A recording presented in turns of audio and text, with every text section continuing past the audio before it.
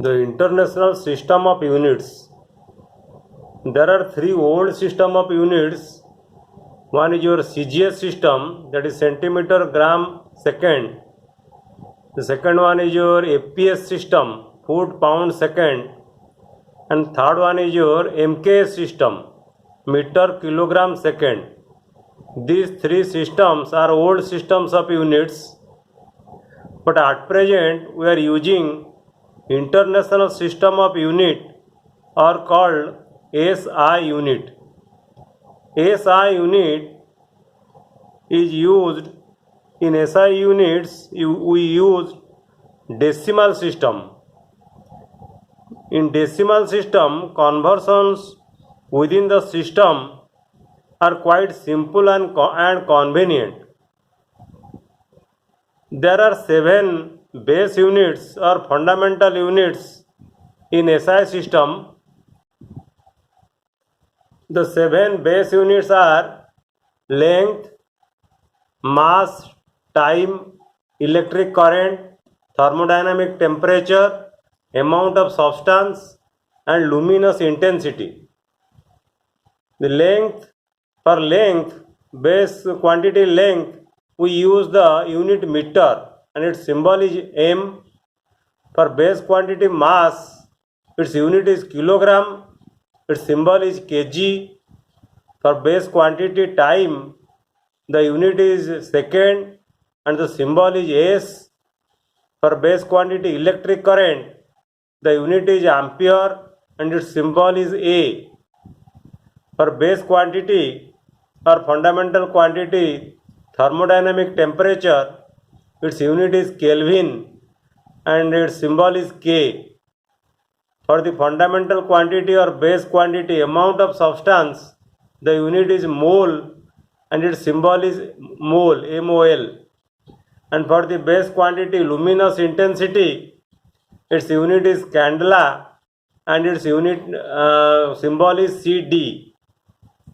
Besides the 7 base quantities or base units or fundamental units, there are also 2 more units. One is your plane angle and the second one is your solid angle. The unit for plane angle we take basically radian and its symbol is rad, RAD. And for the base quantity solid angle, we use the unit steradian and its symbol is SR. Let us know how we define the plane angle. Plane angle is defined as the ratio of the length of arc. This is the arc length ds. So the ratio of the length of the arc to the radius. This is the radius r. So plane angle d theta is equal to length of arc divided by radius or ds divided by r. Sometimes also we take dl by r. Instead of writing ds, the length, arc length, we sometimes use dl. And plane angle theta or d theta can also be written as dl by r or l by r or ds by r, like this. Now let us see how you define the base quantity, that is solid angle, d omega.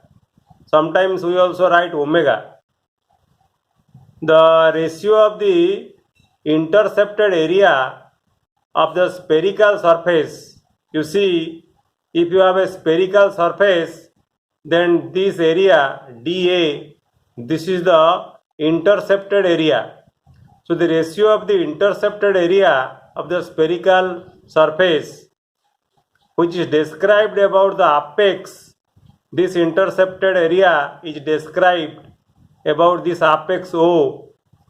So the ratio of the intercepted area of the spherical surface described about the apex to the square of the radius. If radius is r, then we have to take the square of radius, r square.